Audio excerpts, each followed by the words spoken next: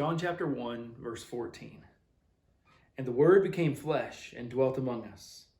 And we have seen his glory, glory as of the only Son from the Father, full of grace and truth.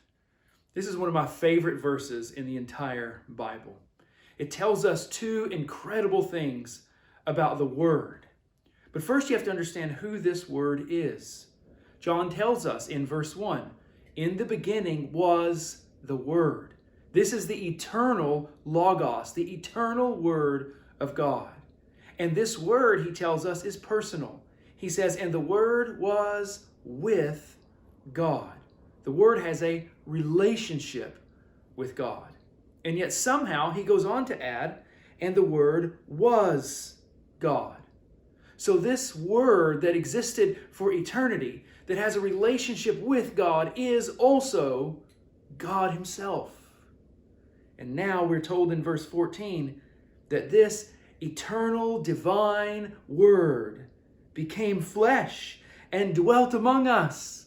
That word dwelt literally means tabernacled. It's the word used for the traveling tent that the Israelites used before they built the temple. This was the place where God met with his people. And now John tells us God has come into the world to meet with his people.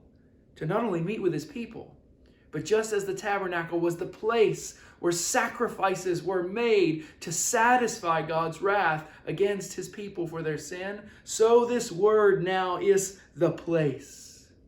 He is the sacrifice. And just as the tabernacle was the place where God's glory was manifested to Moses and to the people of Israel, so John says, we have seen his glory.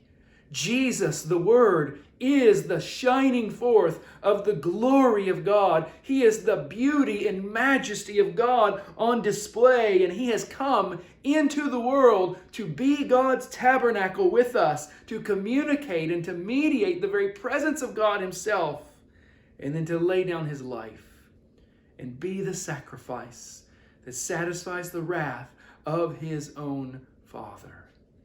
This is good news.